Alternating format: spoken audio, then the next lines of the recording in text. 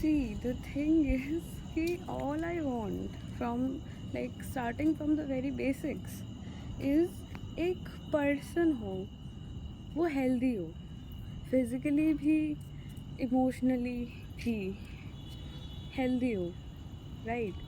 वो एक healthy kind of environment provide कर सके. अगर हम उसके साथ रह रहे हैं तो वो एक healthy environment प्रोवाइड कर रहा है. फैमिली है तो एक हेल्दी फैमिली, एक हेल्दी रिलेशन, इफ़ जो भी उसका रोल है वो उसको एक हेल्दी फॉर्म में फुलफ़िल कर रहा है. He is a good human being, he is like. और मतलब कि चीज़ें मैच होनी चाहिए. काफ़ी सारे लाइक ड्रीम्स होते हैं, the kind of lifestyle you want, the kind of family you want, the kind of people you want around yourself, the kind of connections you want, the kind of network you want, the way you want him to treat you. वो चीज़ें, if you know कि you are like a bit more sensitive, तो उसी हिसाब से efforts दिखने चाहिए through actions, through words का तो वैल्यू थोड़ी कम होती है, बट एक्शंस के थ्रू, राइट?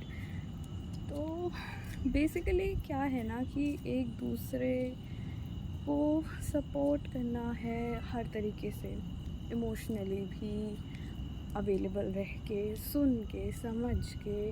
अगर कोई इशू हो रहा है उसको रिज़ॉल्व करो, लाइक कुछ भी इशू है तो कुछ भी यार रिज़ॉल्व करो उस चीज़ को, राइट? फिर फिनेंशियली तो बाय तीनों मीन्स साथ में चीज़ों को सपोर्ट करना, एक दूसरे की हेल्प करना. हंसते खेलते टाइम निकल जाए, टाइम ऐसा ना लगे कि काटना पड़ रहा है, साथ में रहना पड़ रहा है. नहीं, ऐसा लगे कि wow this is something easy, जो थोड़ा कंफर्टिंग हो, right? And thick and thins तो यार हर किसी की लाइफ में आते हैं. दो लोग होंगे तो कुछ ना कुछ डिफरेंसेस होंगे, उस पर मे भी झगड़ा हो, मे भी बहस हो, तो वो तो इट्स अ पार्ट. ऐसा नहीं होना चाहिए ना बट कि लाइक उस छोटी सी चीज़ के चक्कर में आप मिसअंडरस्टैंडिंग क्रिएट कर लो, या तीसरे बंदे को इन्वॉल्व कर लो, या फिर कम्युनिकेशन गैप रखो. मतलब कुछ भी, ये सारी चीज़ें तो थर्ड पार्टी चीज़ें होती हैं, इनको बीच में नहीं आने देना चाहिए. चीज़ों को सॉल्व कर लेना चाहिए, बिकॉज़ ये सारी चीज़ें तो लाइक प्रॉब्लम आज भी है, प्रॉब्लम कल भी होगी, प्रॉब्लम तो होती रहेगी. बट दैट डजंट मीन कि आप उन चीज़ों से भाग जाओ. उस चीज़ को साथ में बैठ के कम्युनिकेट करके सॉल्व किया जा सकता है, right?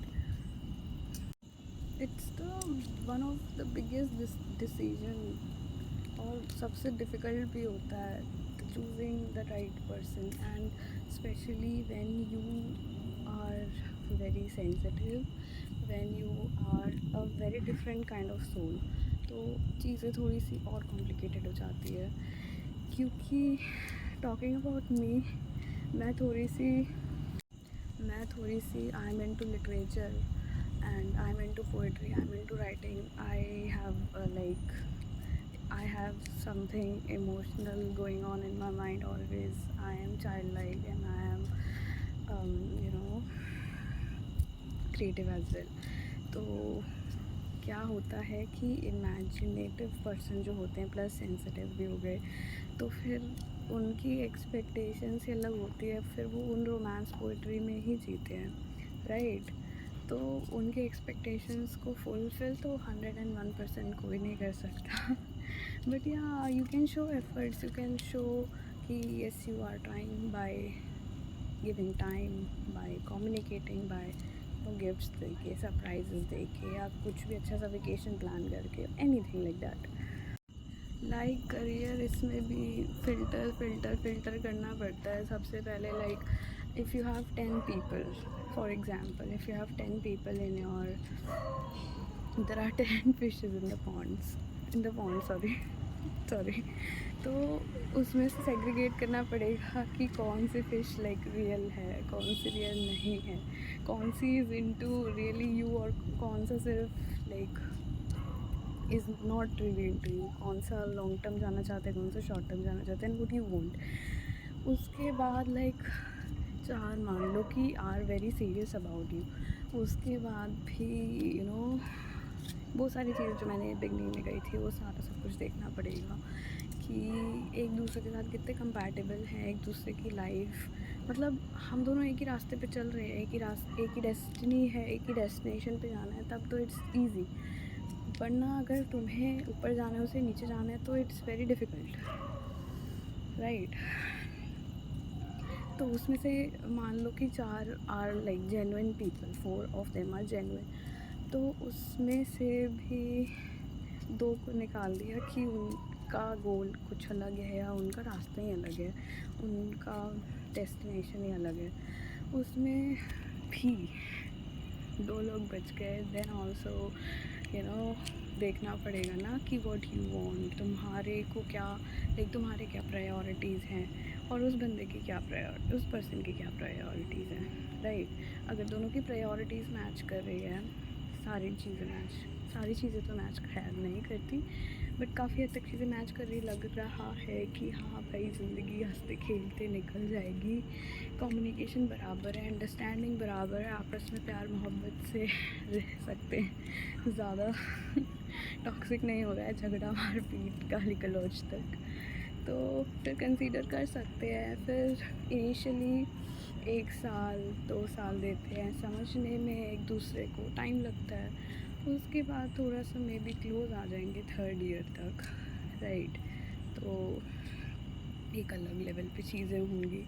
And 4th year I will say कि थोड़ा सा लाइक साथ रह के देखो, लाइक कि उसका दिन कैसा है, उसके आसपास का एनवायरनमेंट कैसा है, क्योंकि साथ रहने से तो पता चलेगा ना कि छोटी छोटी चीज़ें, बिकॉज़ अगर आप किसी के साथ 1 घंटा 2 घंटा रहते हो दिन का, तो 1-2 घंटा वो इंसान प्रिटेंड भी कर सकता है, 1-2 साल प्रिटेंड भी कर सकता है, बट 4 साल कौन प्रिटेंड करेगा।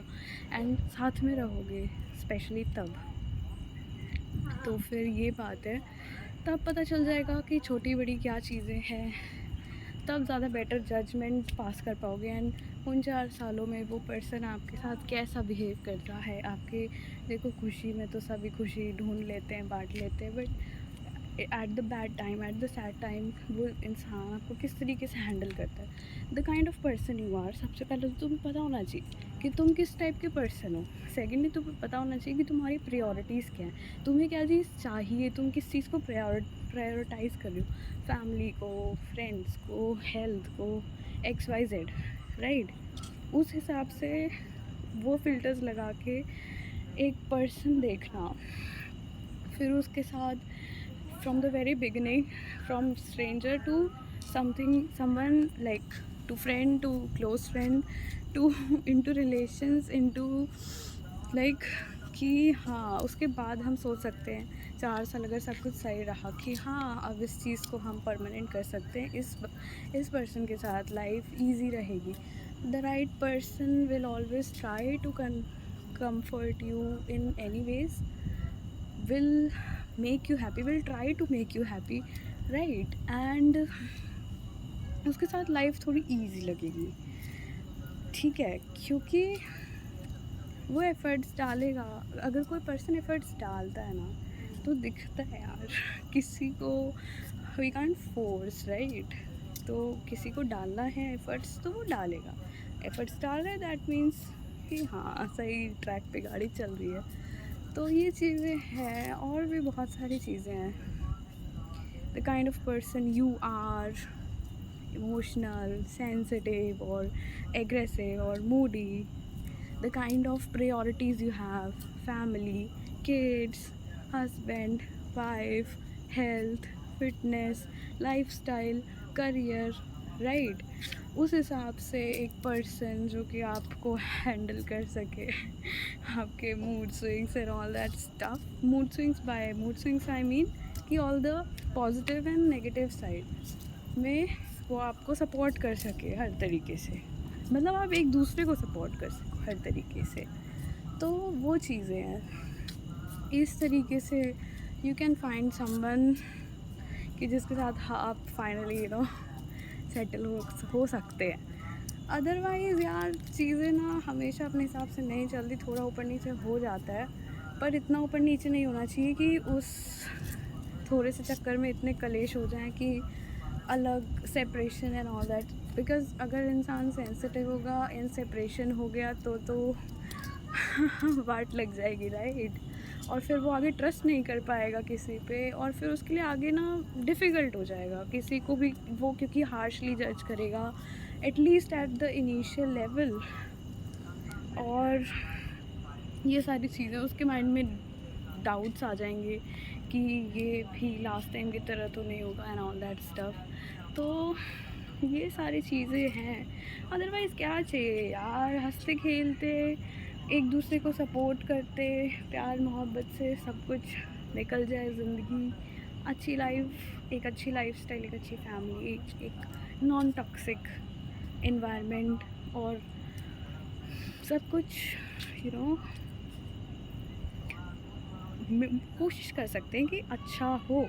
और जहाँ अच्छा नहीं भी है, जहाँ कुछ प्रॉब्लम्स भी आ रही हैं, तो उस चीज़ को मिल बैठ के सेटल कर सकते हैं। इट्स नॉट लाइक कि यार उस चीज़ वो प्रॉब्लम आए तो बस हो गया हमारा तुम्हारा। It's not like that, it doesn't work like that, right?